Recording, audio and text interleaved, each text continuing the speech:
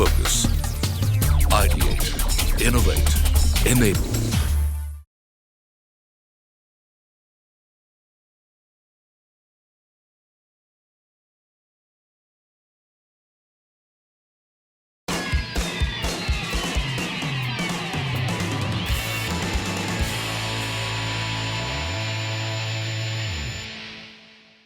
Hello and a very warm welcome to our special Live Well with Diabetes. That diabetes is a menace we all understand. But we find ourselves in a precarious situation as a country prone to this disease for several reasons. The burden of diabetes is high and increasing globally, and in India, we not just have overweight, obesity and unhealthy lifestyles to blame, but also family histories.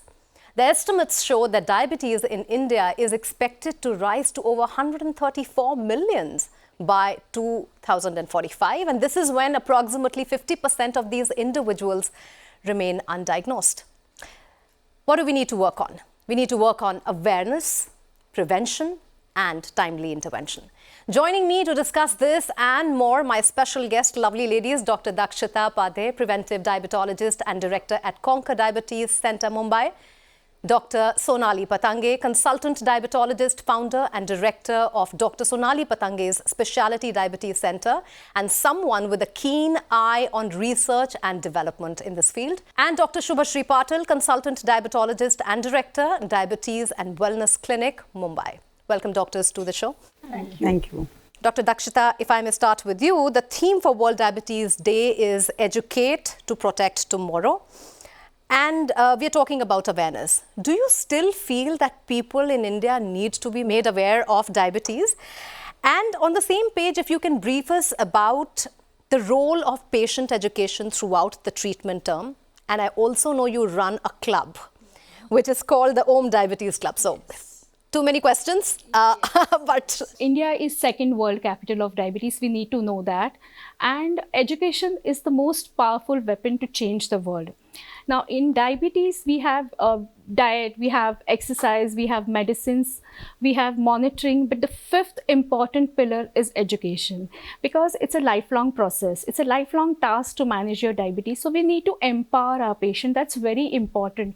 And education has to be very much customized. You know, we have patients with children with diabetes, we have pregnant patients with diabetes, we have elderly patients with diabetes. So we need to have a customized plan. So simple thing like carbohydrate exchange, how to monitor blood sugar, how do you take your injection shots regularly and correctly. So these are few points which are very, very important, and they will, you know, give them confidence to manage their diabetes. So Om Diabetes Club is truly a patient support group of diabetic patients, more than 25,000 diabetic patients, and we have annual functions where there is a patient education lecture. More than 1,000 patients attend at a time. So we make them aware about complications, and mainly we give them insight into positive thinking, how positive thinking helps, you know, to live well with diabetes.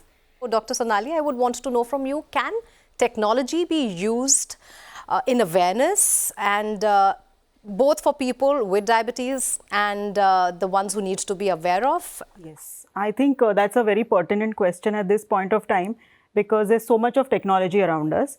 So it has also penetrated diabetes. So we have sensors, we have pumps. So sensors are some devices which we can wear either on your hand or your tummy. And there is a reader with it, so you can actually read the readings at the same time. Oh, so wow. Every hourly you can keep a track of your blood glucose. So works very well with children with type 1 diabetes, as Dr. Dakshita was mentioning. They are very difficult to manage at times with their school timings and education classes going on. Also in pregnant patients, we use them quite a lot. People who are on multiple shots of insulin also do very well with this device.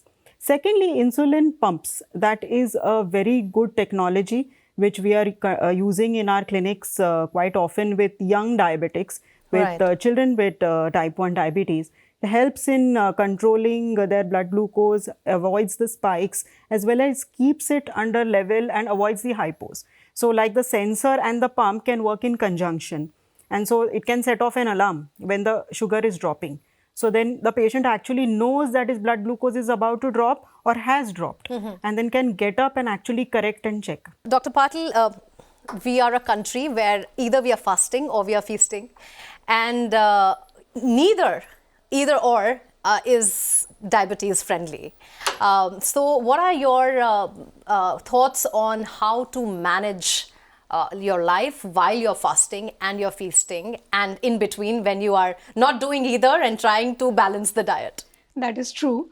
Actually, India as a country, I think we have a very rich cultural and religious heritage. Because of this, we see variety of, fasting and feasting ways. As diabetics who are on medications, during the fasting days, we are very concerned because they may develop a condition called as low blood sugar levels, that is hypoglycemia. And during the feasting days, there could be high rise in the blood sugar levels, that is hyperglycemia. Both these fluctuations in the blood sugar levels may eventually lead to metabolic complications of diabetes. Therefore, special population like elderly, children, people who are type 1 diabetics on insulin, and people who have coexisting medical illnesses like, heart diseases, kidney diseases, we ask them to refrain from fasting. We ask them to eat more regular meals and maintain their blood sugars in a stable manner rather than, getting exposed to the fluctuations. Whereas when we talk about well-controlled diabetics definitely can have a period of fasting and feasting, but of course under medical supervision. So a pre-assessment needs to be done, a medical assessment needs to be done. A proper nutritional counseling needs to be planned for these patients, wherein like in Navratri, we ask them not to indulge in oily deep fried meals.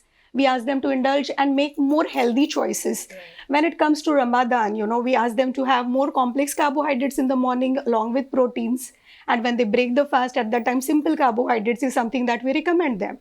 We also need to educate them regarding sugar monitoring, which is a very important aspect. So they need to keep a track on where their blood sugars are going. Right. And every doctor needs to make a customized treatment plan for his or her patient as per the requirement of them. So that's how any well-controlled diabetic definitely can have periods of fasting and feasting without having any long-term medical repercussions on the health. When you are meeting patients, and one of the things that patients fear is amputation. That also is, at the other end of the spectrum. And there would be several signs before you actually get to that stage. But what are the most common fears people come with? And when it is about seeing the signs on your body, what do you tell your patients how to be looking at those signs and be cognizant of that? Right. So diabetes, I don't want to use this word killer, but it is a silent killer. You don't have any symptoms, you don't have any symptoms for acute, chronic complications till you have any medical emergency.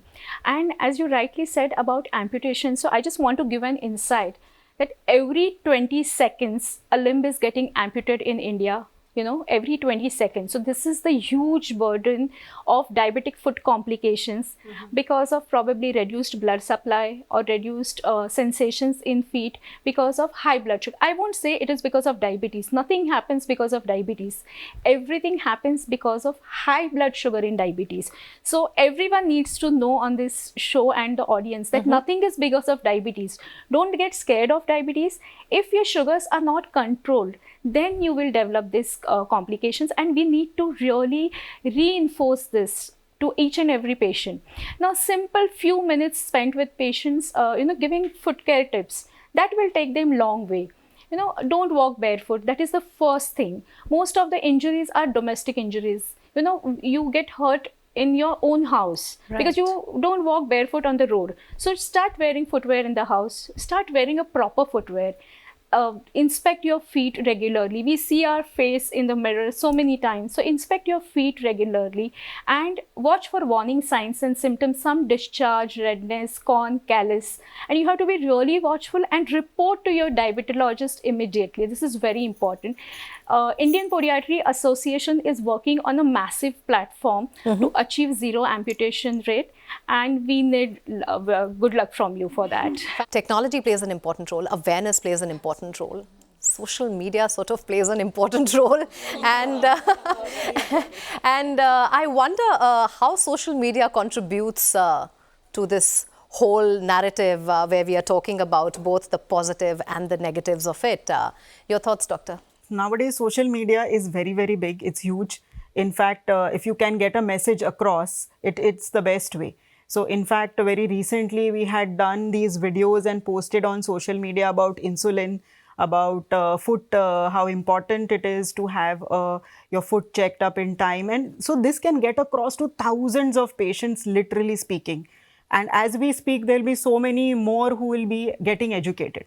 But there is also a sort of double-edged sword kind of a thing. So it can backfire. So then there are other people who are also making similar videos and trying to project to the people that taking medicines is bad, your diabetes can be cured, etc., etc. And that is so painful for us to watch, because then we have seen our patients deteriorating with these kind of videos and it's going viral. So I think if doctors can come together and they can, counteract this by themselves contributing in a very small way, maybe 2 minutes, 3 minutes videos, which can be actually seen. And this is what we have done in this pandemic. Well, that's a great idea.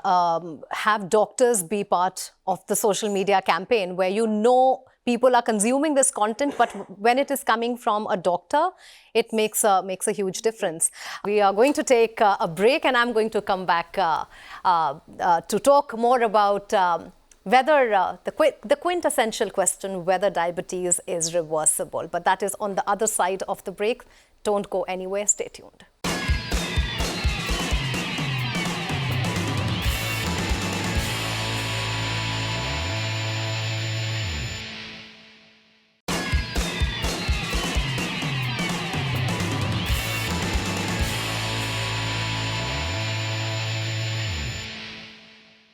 Welcome back to our special Live Well with Diabetes, where we are discussing everything diabetes, awareness, prevention and timely intervention. Dr. Patil, my next question to you is, post the pandemic, we have seen people become more aware about their bodies and think about lifestyle changes, etc. But how important still is exercise in the post-COVID times? And with people who are living with diabetes, what kind of an exercise regime do you recommend? Exercise is an integral part of diabetes management. No two ways about it. So the recommended exercise regimen for any diabetic is about 150 minutes per week, which is approximately 30 to 45 minutes 5 times in a week.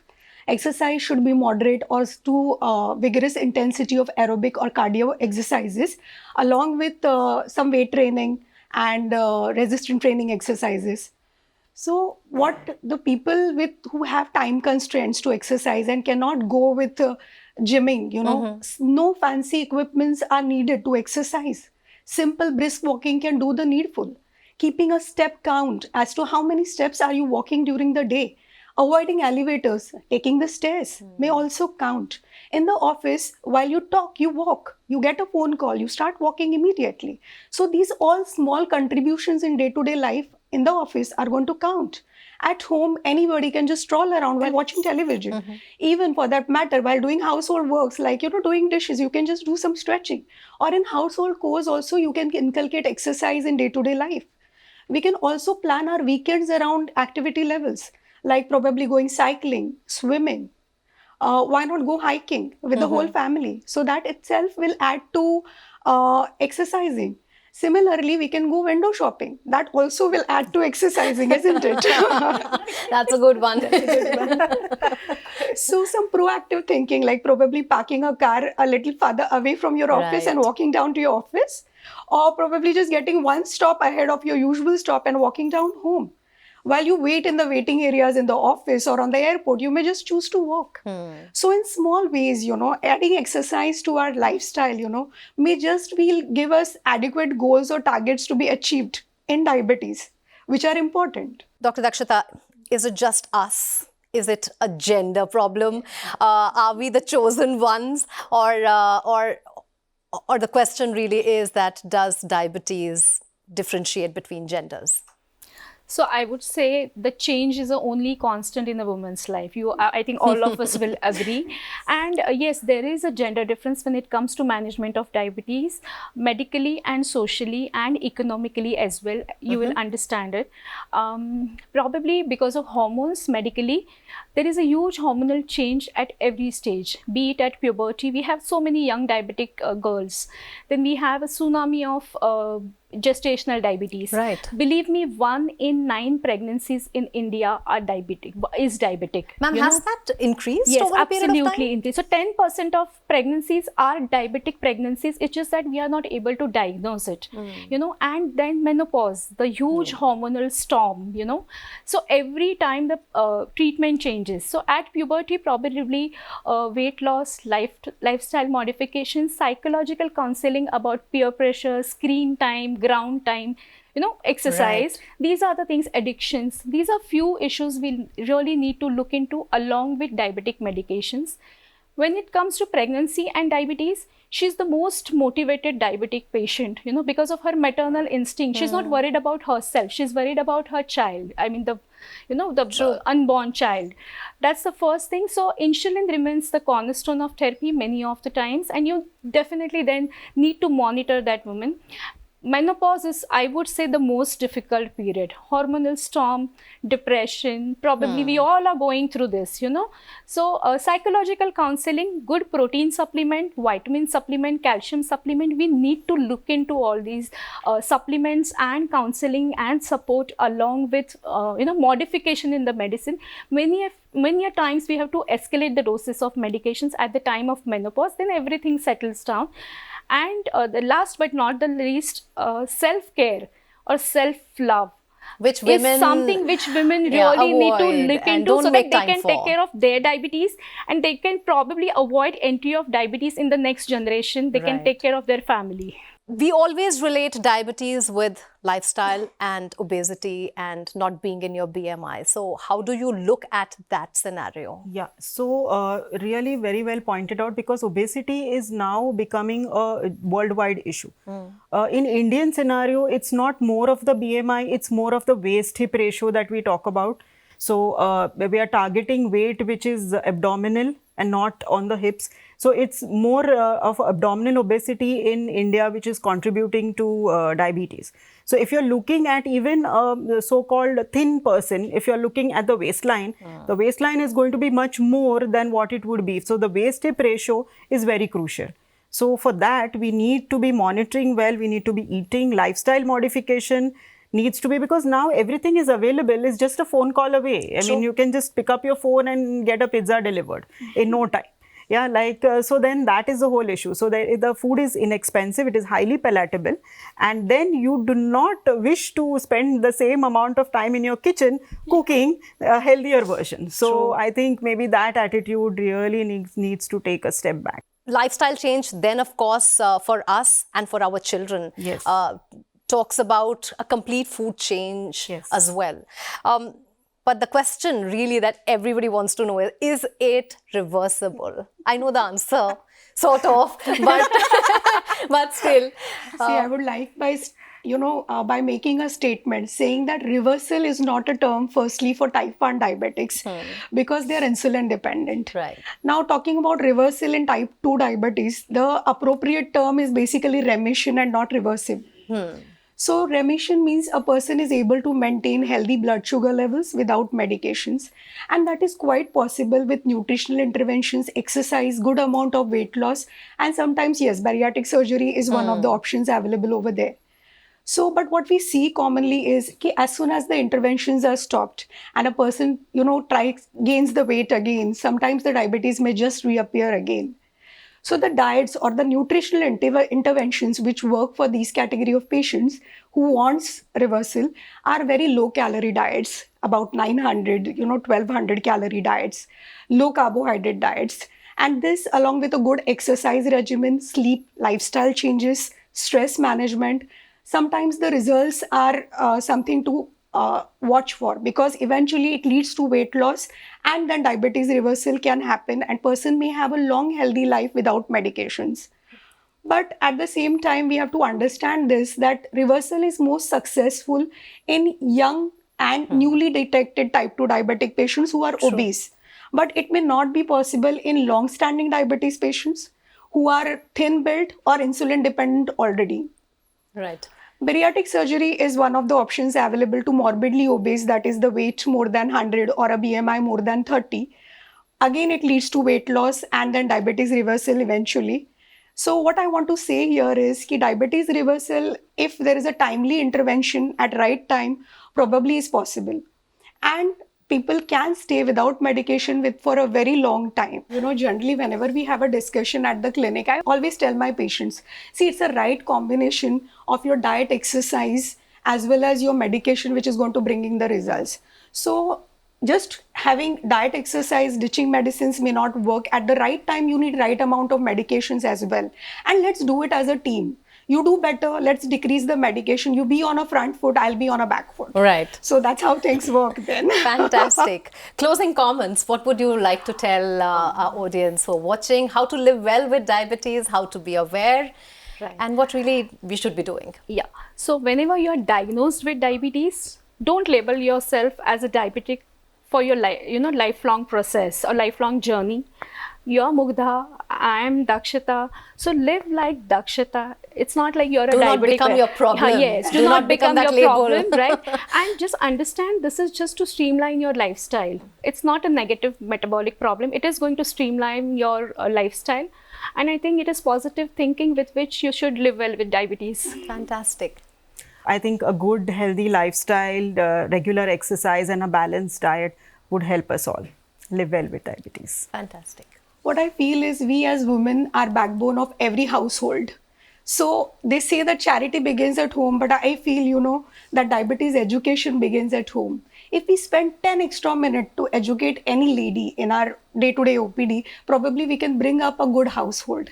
We can make our progeny healthier and healthier, and we can bring up a better tomorrow for our India. Live well with diabetes. Fantastic. Thank you so much, doctors, for sharing these wonderful insights and taking time out of your busy schedule. Thank you so much. Thank you.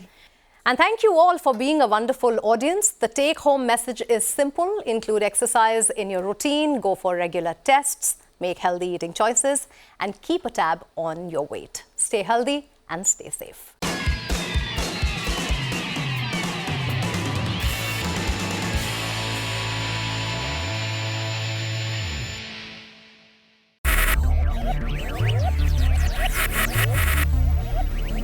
Focus. Ideate. Innovate. Enable.